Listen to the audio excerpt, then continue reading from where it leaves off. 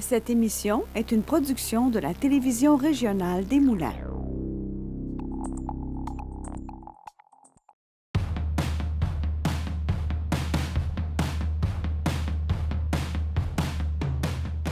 Ce soir à l'émission, Myriam Huard nous présente son livre et un nouvel album pour Olivier Lamarre.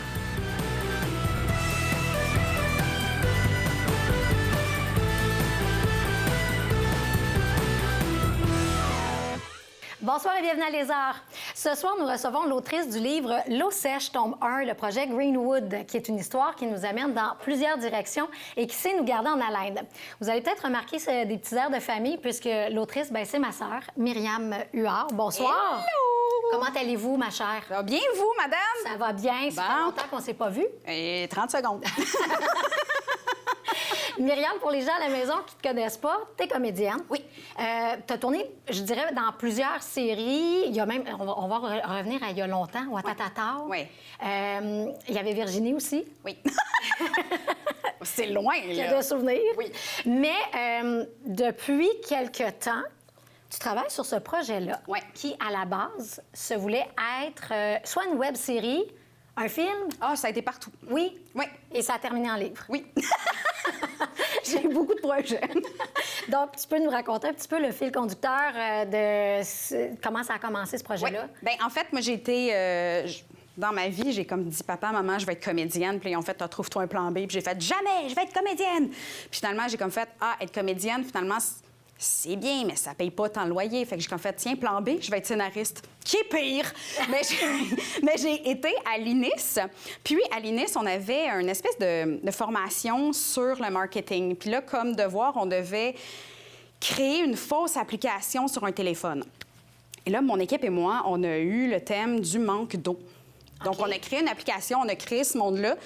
Puis moi, je trouvais ça vraiment intéressant et prenant comme sujet. Puis quand on a présenté notre projet à la table de juges, il y a un des juges qui nous a dit comme note, « Bien, moi, votre projet, il me touche vraiment pas. » Puis j'ai fait, « Êtes-vous sérieux? Vous avez dit tantôt que vous avez une petite fille de 4 ans. » Puis il était comme, « Oui, je sais, mais tu sais, la Terre va manquer d'eau avant nous autres. Là, genre, il y a plein de pays qui vont manquer d'eau avant nous autres. » Puis j'ai trouvé ça tellement... C'est vrai qu'il y a des gens qui pensent... Oui, mais c'est ça très... oui. C'est une pensée en carcan. Puis je trouvais ça vraiment prenant qu'il m'ait dit ça. Puis j'étais comme, voyons, ça me travaille donc bien, ce qu'il m'a dit. Puis après, j'ai comme fait, mais ça veut dire qu'il y a quelque chose à développer. Je dois écrire là-dessus, je dois aller au bout de pourquoi ça me dérange à ce point-là. Puis finalement, j'ai décidé de demander à mes compagnons, est-ce que ça vous dérange si je vole l'idée puis que j'en écris une série? Puis ils m'ont tous dit, non, vas-y. Fait que j'ai commencé à travailler en série. Puis j'ai travaillé dans beaucoup d'univers. J'ai travaillé la 8 minutes, la 12 minutes, la 15 minutes, la 20 minutes. J'ai travaillé les 22 minutes. J'ai travaillé des 44 minutes. Après, j'ai travaillé en long métrage. Puis pour faire des demandes de subvention, on devait avoir une bande-annonce. Puis en 2019, j'ai ramassé mes sous. On a tourné une bande-annonce. C'était autofinancé. Oui. Je me souviens que ça avait été tout un projet. Oui, c'était une grosse journée de tournage. On a commencé à tourner, il était 7h30 le matin. On a fini, il était minuit. C'était une très, très grosse journée. C'était très prenant physiquement, mais c'était vraiment le fun. Pour une bande-annonce de combien de temps? 2 minutes. Ah, OK, d'accord. 2 minutes. On ne pouvait pas dépasser 2 minutes, c'était ça. Puis, finalement, COVID est arrivé. Oui. Tout a été en arrêt. Mais j'ai continué à projeter mon projet un peu ici et là dans des maisons de production, puis j'avais beaucoup de réponses négatives. Donc là, j'ai décidé, moi, d'y aller par moi-même. Encore là, j'avais des réponses négatives. Puis je me suis dit, c'est pas vrai que ça va mourir dans un tiroir. J'ai eu beaucoup de projets dans ma vie, puis il y a beaucoup de projets que j'ai accepté de laisser aller, de faire comme, OK, c'est peut-être pas le moment. Mais je suis comme, ça, c'est le moment. Ça, c'est le moment. L'environnement, c'est le moment. Oui, puis honnêtement, en le lisant, c'est hyper d'actualité, même si au départ, je sais que c'était en 2065. Ouais. Tu as changé d'idée, tu l'as ramené à 2035 pour qu'on se sente un peu plus concerné puis que ça soit plus près de peut-être notre réalité. Ouais. Mais on va le dire, le sujet de fond, c'est vraiment les algues noires. Oui. Puis ça part d'algues bleues qu'il y a peut-être une dizaine d'années. C'était un sujet d'actualité. On en parlait beaucoup à cause que les cours d'eau étaient pollués. C'était surtout en Floride. Il y avait un gros bug d'algues bleues à un moment donné. Puis c'était le fait que les embarcations, quand ils se promenaient dans un lac contaminé, ne nettoyaient pas leur bateau. Ils allaient dans un autre étang. Ça contaminait l'étang. Puis je me suis dit, qu'est-ce qui se passe si, mettons, la chose la plus essentielle devient contaminée? L'eau. Fait que là, c'est ça, j'ai écrit une histoire sur de l'eau contaminée, que les gens ne peuvent plus se fier à aucune rivière, aucun lac, aucun rien. Et en plus, j'ai rajouté une grosse panne de courant là-dessus qui fait que les gens ne sont pas renseignés sur rien. Ils savent plus où aller, ils savent pas quoi faire. Fait que c'est vraiment un peu un thriller qui se veut dystopique. Fait que... pour éviter le mot post-apocalyptique, parce que des fois, ça fait peur, ce mot-là. Fait que je vais dire dystopique, c'est un beau mot. Mais ouais, fait que c'est un thriller dystopique avec comme trame de fond l'environnement. Mais je trouve que ça te ressemble beaucoup aussi. Parce qu'encore là, pour te connaître, tu fais de l'éco-anxiété. Oui. Puis tout ce qui est environnement, je veux dire, depuis qu'on est jeune, là, nous, on fait du recyclage, on fait du compost. Et à chaque fois que les parents ne mettaient pas la bonne matière au bon endroit, Myriam était là pour les reprendre. Mais il y a aussi le fait que, moi, je veux juste rappeler à tout le monde que quand on faisait nos parties de Noël, moi et ma sœur, on gardait les emballages, on les pliait pour le Noël suivant et on se faisait traiter de cheap par tout le monde. Et finalement, maintenant, bien, on est rendu... Plusieurs à le faire. On est rendu plusieurs à le faire et maintenant, on est rendu correct. Tout ça, c'est pour l'environnement. Exactement. Avant, on était cheap. C'est ça. Donc, les mœurs évoluent. C'est ça. Donc, on était déjà avant-gardiste et évolué pour l'époque, là. Oui, mais tu sais, mettons, pour faire de l'éco-anxiété, Oui. je me suis vraiment puisée de choses qui me travaillaient beaucoup. Puis j'ai vraiment été voir des professionnels pour m'aider là-dedans. Là. J'ai été voir des gens qui travaillent à Hydro-Québec, qui m'ont confirmé que c'est des choses qui s'en viennent. J'ai parlé à des biologistes, à des chimistes. J'ai parlé à un cartographe qui, lui, travaille à l'Université de Laval à Québec. Fait qu'on s'est parlé, on s'est écrit. J'ai envoyé des bouts de mon roman. J'ai fait, je veux vraiment les bons termes, tu sais, je veux vraiment... Oui, je veux vraiment la bonne terminologie du mot, tu sais, est-ce que c'est correct? Puis, fait que j'ai été aidée par beaucoup de monde pour que ce soit le plus plausible possible dans un élan de crise, en fait. OK. Mais tu vois, tout ça, je ne le savais pas parce qu'évidemment qu'on s'en est parlé de ce projet-là puis de où ça partait, jusqu'où tu l'as amené. Puis honnêtement, je sais que je te l'ai déjà dit, mais je te le répète, je suis vraiment fière de toi. Parce que non seulement c'est le fun que, comme tu dis, ça ne meurt pas dans un fond de tiroir parce que c'est vraiment très intéressant, ne serait-ce que comme sujet, ça touche énormément de gens, mais c'est vraiment bien écrit. Vraiment bien ficelé. Je suis pas encore rendue à la fin, mais pour le peu de temps libre que j'ai à la maison avec 2 jeunes enfants, je lis le soir et mon chum me rappelle qu'il est assez tard puis qu'il faut que je me couche. Et honnêtement, même hier, j'étais encore... Attends, il me reste je veux juste 2 pages. Puis c'est vraiment un excellent trailer. Les personnages aussi, je trouve qu'ils sont bien pensés. Ouais. Te connaissant, je te retrouve beaucoup dans Amy. C'est ça, hein? Mais c'est sûr que si ça avait été une web-série, je me serais vendue comme personnage, parce que c'est le genre de personnage qui, je trouve, n'existe pas au Québec. Pas dans le pan féminin, en tout cas.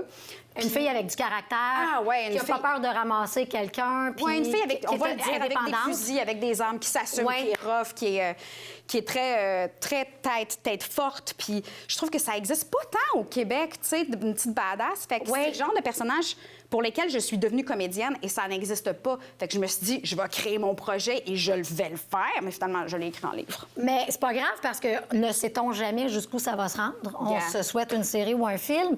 Déjà, tu travailles sur le tome 2 en plus. Fait que ça aussi, ça va être vraiment le fun à lire parce que quand tu le lis, c'est un peu écrit en flashback. Oui. Il y a du back and forth que j'appelle. Là. Oui. Donc, on peut s'attendre à quoi pour le 2e tome? Ça répond à beaucoup de portes ouvertes du premier, puis il y a des portes ouvertes qui sont vraiment laissées volontairement ouvertes parce que je sais exactement où je m'en vais dans le 2. Fait qu'il y a des passages du premier qui vont revenir dans le 2 que les gens vont vraiment faire le lien. Puis c'est vraiment le genre d'écriture que j'aime, de laisser des portes ouvertes pour après mieux les refermer puis créer des punchs. En fait, c'est que le tome 1, comme je le vois, vu que c'était une série télé, bien, une série web, en fait, c'est que le tome 1, c'est la saison 1. Et dans ma saison, j'avais 8 épisodes et j'ai 8 chapitres. Donc, c'est vraiment écrit comme ce que je voulais voir à l'écran. Fait que c'est comme chaque chapitre est un épisode. Puis les punchs sont à la bonne place. Oui, c'est vraiment... Où il y aurait une pub, où il y aurait une fin d'émission. Oui, c'est ça. Il y a vraiment les hooks finales, puis il y a vraiment... Tout est écrit comme si c'était une série. C'est juste que c'est écrit de manière littéraire. Parfait. Puis justement, dans le côté littéraire, encore là, moi, je te reconnais beaucoup parce qu'il y a beaucoup de sarcasme. Il y a quand même de l'humour, malgré le fait que ça soit un thriller ou que ça soit très prenant, là. Oui, ben oui, parce que, mon Dieu, si on rit pas dans ce monde-là... on veut l'alléger un peu. C'est juste triste. Exactement. Puis, il y a des petites tournures de phrases aussi. Exemple, je trouve toujours que tu as des belles images, le fun, quand tu écris tes posts, exemple sur Facebook, des analogies. Et dans ce livre-là, à un moment donné, tu dis « souffle les bougies, mais fais pas de vœux ». Ouais. C'est un peu comme l'analogie de quand c'est ton anniversaire. Oui. C'est parce que c'est comme si dans ce monde-là, il n'y avait plus d'espoir aussi. Fait que c'est comme, t'espères passer à la prochaine année, mais ça se peut que non. Ça se peut que non. Oui, c'est ça. Tu sais pas si tu survis, là. OK. Et rapidement, l'eau sèche. Oui. On m'a beaucoup demandé pourquoi ce titre, mais je vais te laisser l'expliquer parce que je le sais. Bien, c'est parce que j'aime beaucoup les mots qui se répondent en contraire, en fait. Fait que ça vient de là, mais il y a aussi le fait qu'à la base de l'idée, là, l'idée numéro 1, c'est qu'il y avait juste plus d'eau. OK. Il y en avait juste plus, tout était sec. Mais là, on me dit, moi, c'est pas possible. Fait que j'ai ramené l'eau, puis après, c'est pour ça que je l'ai contaminée. Mais je voulais garder l'eau sèche parce que tout le monde disait comme, c'est vraiment très important. Tu sais, c'est intéressant, les mots qui se répondent. Ouais. Fait que j'aime beaucoup les contraires qui se répondent. Parfait. Bien, pour vrai, c'est franchement excellent. Des smart. Je vais inviter tous les gens qui nous écoutent à la maison à aller se procurer ce livre-là. Très facile de se le procurer en plus. Oui. Soit contre Contact. Oui. Ou Amazon. Oui, sur Amazon, il faut chercher Myriam Huard avant l'eau sèche parce que j'ai moi-même cherché pour l'eau vrai? sèche. Oui, puis je le trouvais pas. Puis quand j'ai écrit Myriam Huard, là, l'eau sèche sort. OK. Fait qu'il faut vraiment chercher Myriam Huard. Là, Donc. j'ai l'air de faire ma promo personnelle. mais c'est ça. Donc, Myriam Huard, l'eau sèche, tome 1, c'est le projet Greenwood. Oui. Le tome 2 s'en vient. Oui. Donc, bonne continuité. Merci!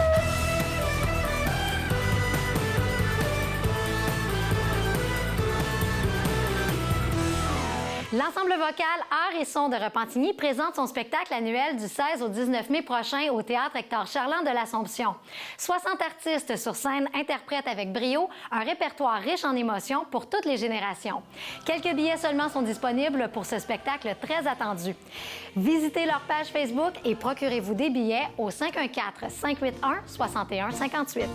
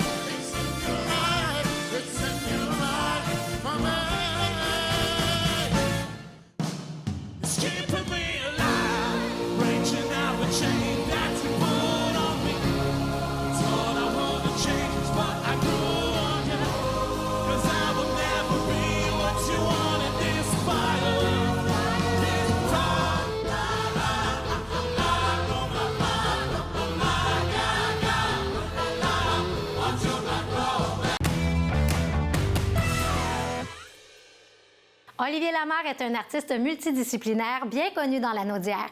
Il se distingue par ses projets musicaux et de photographie.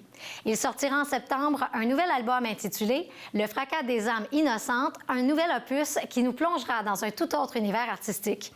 Notre collaboratrice Valérie Bizier a eu l'occasion de le rencontrer.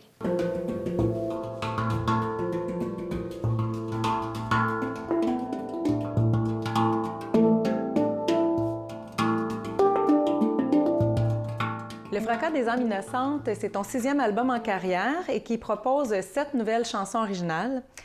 Qu'est-ce que ça représente pour toi, ce titre, Le fracas des âmes innocentes? Le fracas des âmes innocentes, c'est vraiment un titre qui englobe toutes les pièces de la chanson. C'est une phrase qui est dite dans une des chansons d'ailleurs, mais c'est pas un titre de chanson. J'aime bien quand il y a un nouveau titre qui vient prendre tout l'album. Puis c'est l'âme, c'est la naïveté de quand on naît, quand on arrive sur Terre, quand on le sait pas, on est innocent, tu sais. Puis là, tranquillement, on se heurte. C'est cela, le fracas. Puis c'est décliné de toutes sortes d'angles dans l'album. C'était pas le concept, c'était vraiment à la fin. Je me suis dit, wow, c'est vraiment ça qui résume bien. Donc, c'est pour ça le titre. À quoi les gens peuvent s'attendre pour ce 6e album? Des nouvelles facettes de moi, tant musicalement que dans les textes. Musicalement, on pourrait identifier ça là, en général là, à une espèce de post-punk, un peu comme l'époque où les groupes punk des années 70, ils ont viré les années 80, ils ont gardé leur simplicité dans les genres de lignes mélodiques ou de rythmiques, avec des basses, avec des pics, tout ça, mais il n'y a pas de guitare, il y a à peine de guitare là, dans cet album-là, puis c'était voulu, c'était un choix. Moi, j'ai un micro dans les mains, tu sais, pour ce qui est une nouveauté pour moi. Normalement, je suis comme caché un peu en arrière d'une guitare, finalement. Puis j'ai puisé de façon totalement inconsciente en dedans de moi, puis ça l'a tourné en des sujets très adolescents, très école secondaire, très des premiers amours, justement, se heurter, le fracas des âmes innocentes, d'arriver à l'école secondaire, l'impact que ça a sur quelqu'un, ça, d'arriver dans la jungle, tu sais, en secondaire 1, tu sais. Moi, j'ai été surpris par mes textes, puis c'est bon signe. Puis cet album-là m'a surpris sur toute la ligne, parce que musicalement aussi, ça l'a dévié. Moi, je voulais faire un album guitare-voix. Je m'étais installé pendant des heures et des heures de sessions guitare-voix que j'avais enregistrées, jusqu'à temps qu'un jour, pour je sais pas quelle raison, j'ai sorti un clavier, puis là, j'ai fait une petite ligne mélodique, bien simple, puis là, je me suis dit, j'ai mis de côté tout ce que j'avais fait pendant des mois, puis j'ai dit, c'est ça. Tu as recommencé. J'ai recommencé, je me suis dit, c'est là la direction, tu sais. Kim et Tom, c'est le premier titre de ce nouvel album et ça raconte l'histoire de 2 jeunes qui travaillent dans un dépanneur.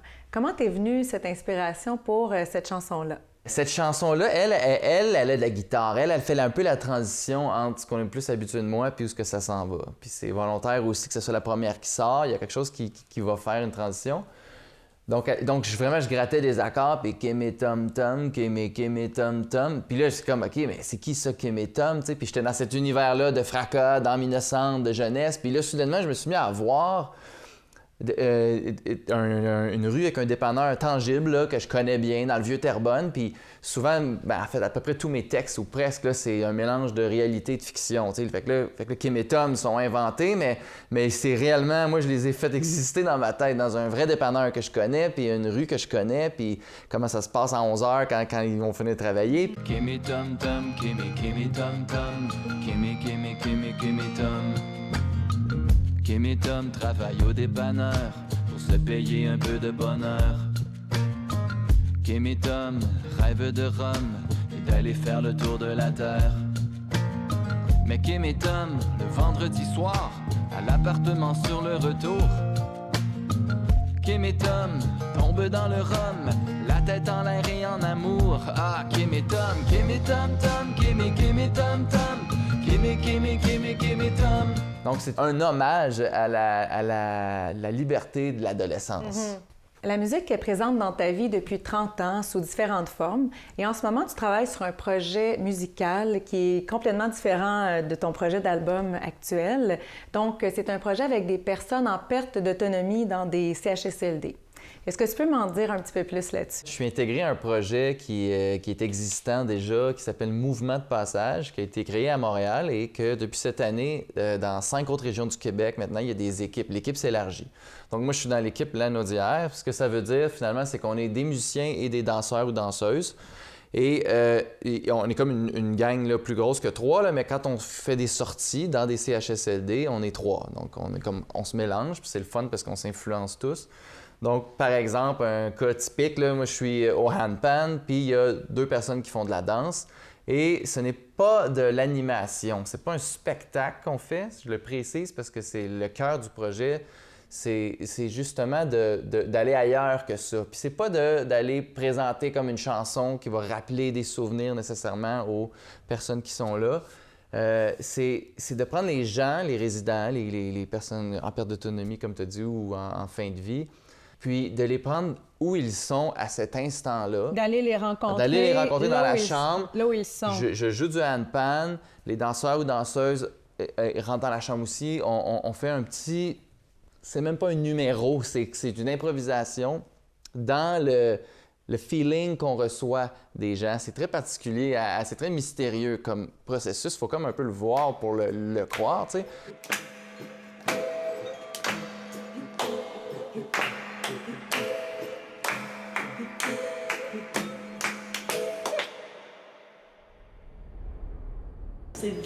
J'ai adoré que c'est beau dans la jeunesse. C'est beau dans la jeunesse. C'est beau la vieillesse aussi, tout est beau.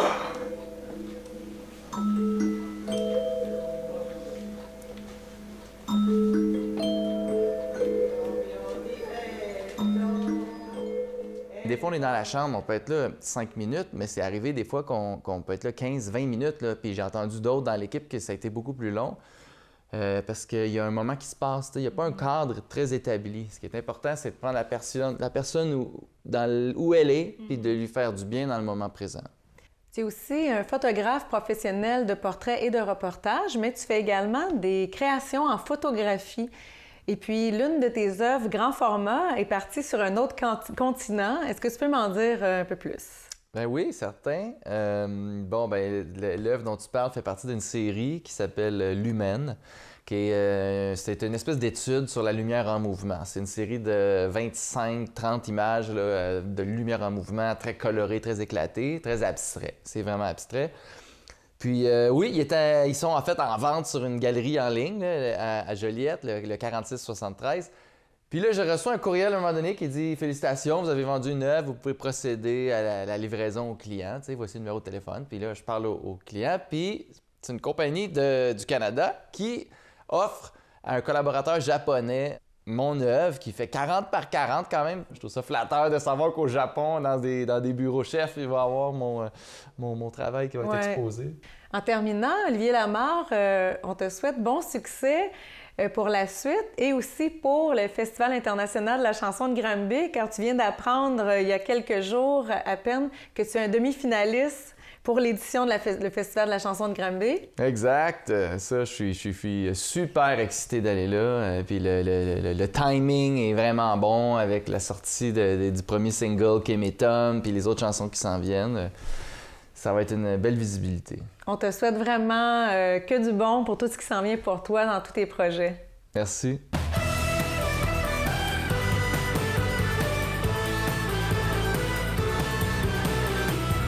Les 17 et 18 mai prochains, l'ensemble vocal Musique au cœur présentera la comédie musicale originale Faites vos jeux, rien ne va plus, une pièce originale de Daniel Châtel. Les spectacles auront lieu au théâtre Alphonse Desjardins à Repentigny. Cette comédie musicale vous promet une soirée divertissante et de nombreux fous rires.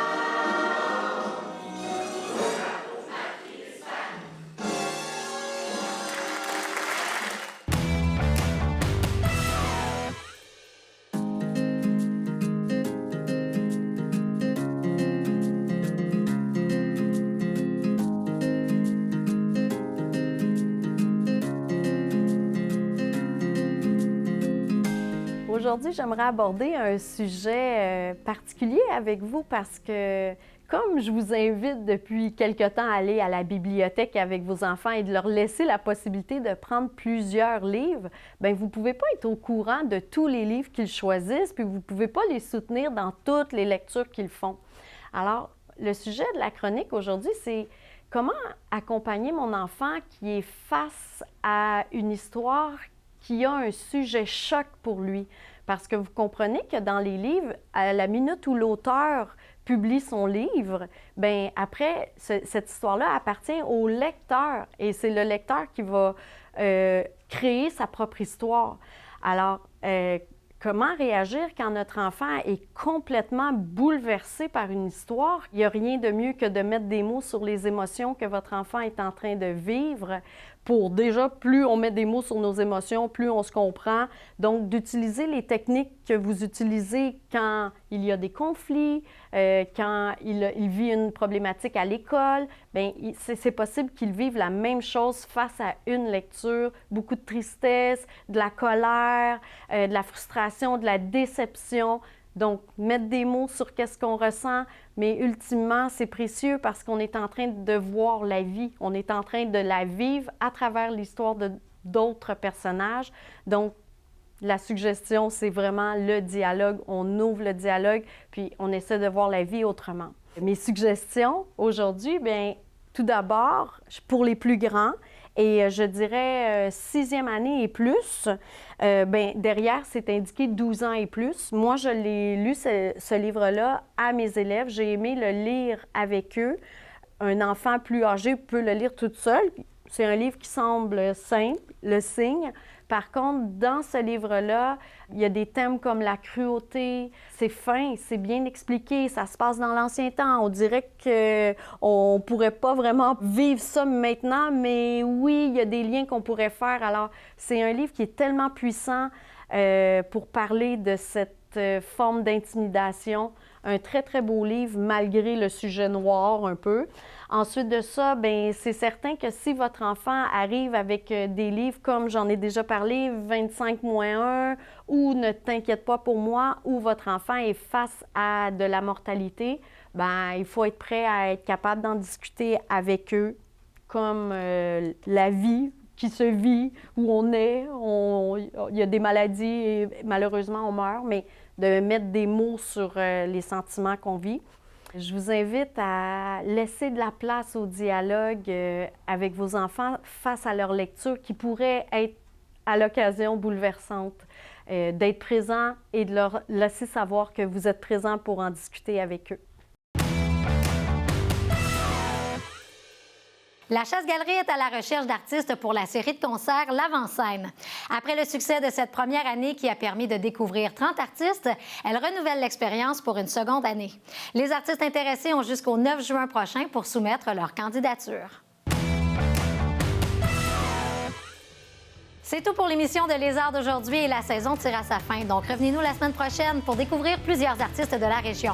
De plus, il est possible de consulter toute notre programmation sur tvrm.ca et je vous rappelle que notre infolettre est également à votre disposition pour tout savoir ce qui se passe dans la Naudière. À la semaine prochaine.